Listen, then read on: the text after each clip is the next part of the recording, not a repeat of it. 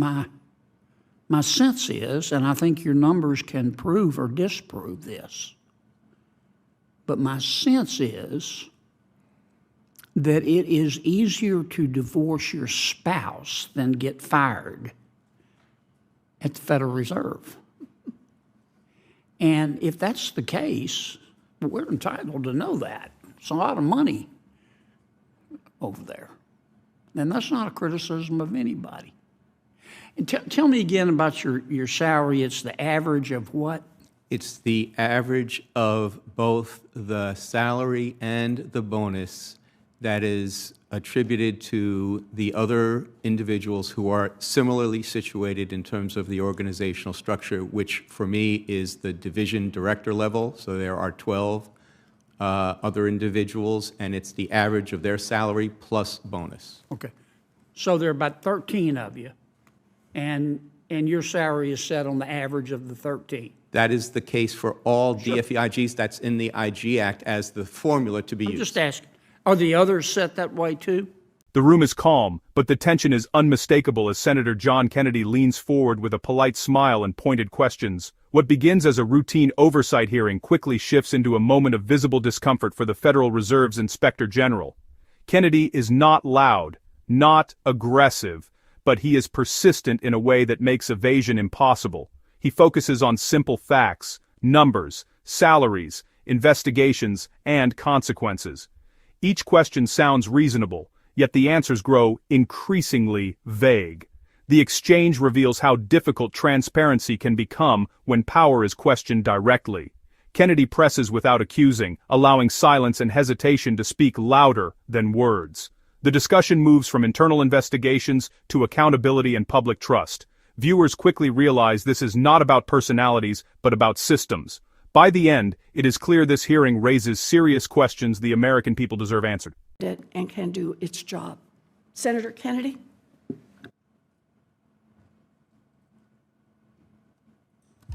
Thank you, Madam Chair. General, welcome. Help me. I tried to listen carefully to my colleagues, but I'm still a little bit confused. You've been IG since 2011, and you do a lot of internal investigations. In other words, did some particular employee at the Fed not do their job? Is that correct? Yes. About how many of those you think you've done? Well, in terms of investigations of potential misconduct or wrongdoing, we have typically had a running average of about 60 or 70 of those. Obviously, the pandemic... Is that total? 60 or 70 a year? No, at any point in time. Okay. Many of them are closed. New ones come in through our hotline, which we open up, but that's typically a rough gauge for how many investigations we have pending. Since you've been there in 2011, again, I'm talking internal investigations, would 500 sound right? I'd have to look into it. I don't want to give you a number. No, I'm not going to hold you to it. Wasn't many. Is it more? You think it's more than 500? I would like to look into it and get you an exact number. Okay. In what percentage of the cases, just ballpark, do you find wrongdoing? Again, it would be a wild guess, and I'm not comfortable giving one to you, but we can certainly look into that and develop those numbers for you. Frankly, I would have thought would have that before you came today. We think it's more than half? No, I would not think so. More than a quarter? That's where I'm uncomfortable. Well, is it happen frequently that you find wrongdoing, or infrequently? It's not infrequent. It's not infrequent? Mm-hmm. Okay. All right. And when you find wrongdoing, are the people who committed the wrongdoing, according to your report, fired? Sometimes. Okay. What percentage are fired? Again, sir, I would like to get you a specific number if that's what you'd like. Yeah, I think if you could get us that number, and perhaps we could do this again.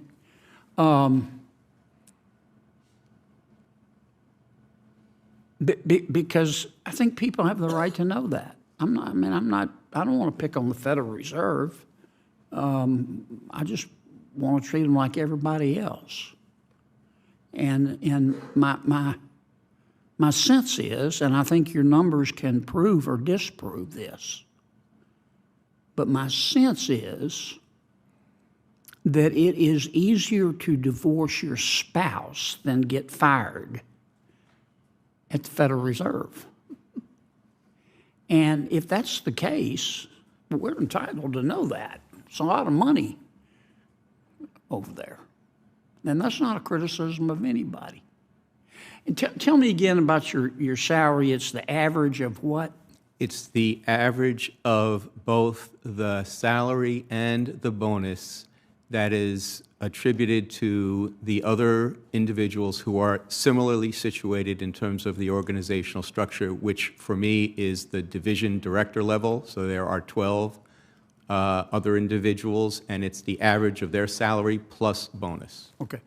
So there are about 13 of you, and your salary is set on the average of the 13. That is the case for all DFEIGs. That's in the IG Act as the formula to be I'm used. just asking, are the others set that way too?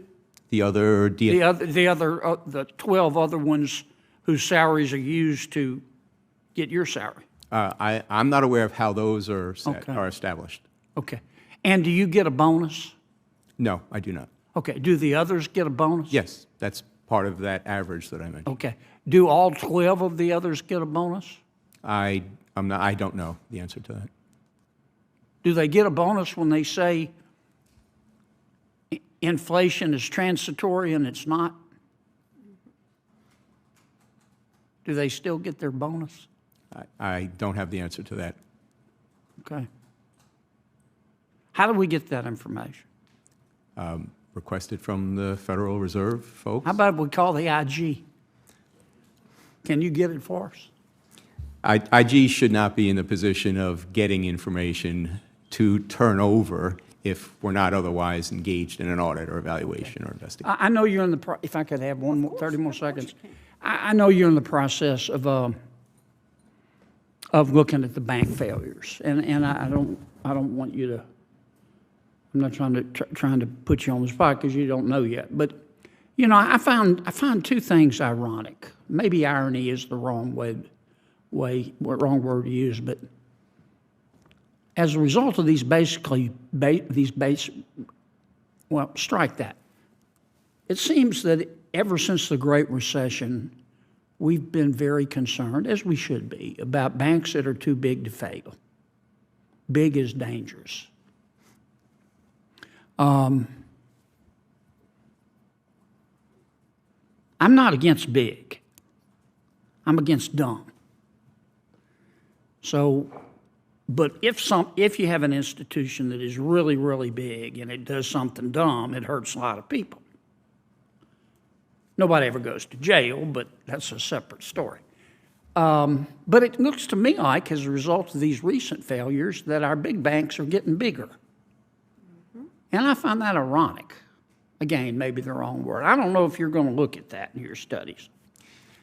Well, Senator, that strikes me as being a straight-ahead policy issue. The Federal Reserve Board decides what rules of engagement for the supervision of banks at different sizes, tailoring, and all of those are supervisory, policy-based decisions, and the IGs are prohibited from getting involved in overseeing policy. Senator Warren and I may disagree with this, but we disagree a lot, but we still like each other. But see, if I ask Mr. Barr that question, I think the answer I'm going to get is, look, the problem with the bank failures is the management did dumb things, and they were incompetent. And yes, some of my regulators were not as proactive as they should have been, but it's Trump's fault. Trump ain't my homework. And I don't think that's a candid assessment of the situation. The other thing that I find curious, and I'm going to ask Mr. Barr about this. Traditionally, when banks get in trouble, you don't go out and shout it. we're in trouble. They call the regulators, say, we got a problem here. Or the regulators spot it and they go in. And to prevent a bank run or panic, they handle it quietly. And the regulators will call around with other banks that are healthier and say, can we affect a marriage here? And that doesn't seem to be what's happening. And as a result, the healthy banks that would normally come in and help for a price, a fair price, and help the failed bank, the healthy banks, they're pretty smart. They're waiting. They're going, no, we don't want to come in too early. Let's let them go under. And then we'll come in and we'll get a great deal, and the taxpayers will have to guarantee all our potential losses. Can you look into that? Because if I ask Mr. Barr, God bless him, he's just going to say, it's the fault of the bank presidents and Trump ate my homework. So I'm looking for somebody who can help us answer those.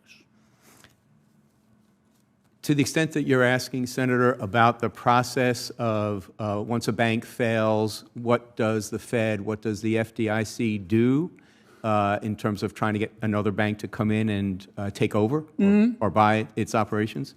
That would be kind of post-failure, so that wouldn't be part of our current review, material loss reviews, but we can consider looking into the kind of post-failure issues like that, or discussions that may have been had with the other financial regulators. I'm taking too long, but here's what I'm getting to.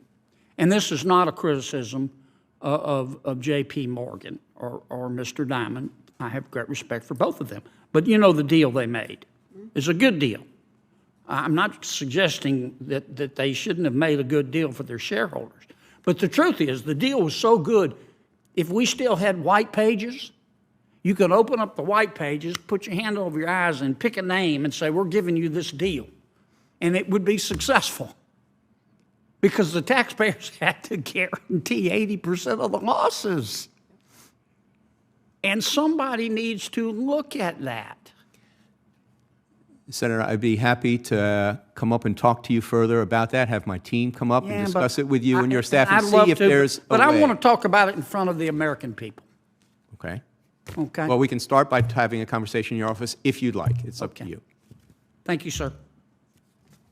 Thank you, Senator Kennedy. Senator Kennedy, I want to follow up on something you. In the end, Senator John Kennedy's approach stands out because it is rooted in common sense and respect for the public. He does not shout, insult, or grandstand. He simply asks questions that any taxpayer would reasonably want answered. His persistence highlights a troubling reality, that oversight without clear answers is not true oversight at all. When officials cannot explain how often wrongdoing occurs or what consequences follow, confidence in the system naturally erodes. Kennedy's insistence on transparency reflects an understanding that public institutions exist to serve the people, not to shield themselves from scrutiny. He treats the Federal Reserve the same way he would treat any powerful entity, fairly, but firmly. That consistency is what gives his questioning credibility. By pressing on salaries and bonuses, he underscores the importance of accountability where public money is involved. His remarks about bank failures point to deeper structural problems that deserve open discussion. Rather than deflecting blame, he calls for honest evaluations in front of the American people. Kennedy's calm demeanor makes his points even more effective. It shows that tough oversight does not require hostility. It requires clarity, courage, and persistence. In this exchange, Kennedy demonstrates all three.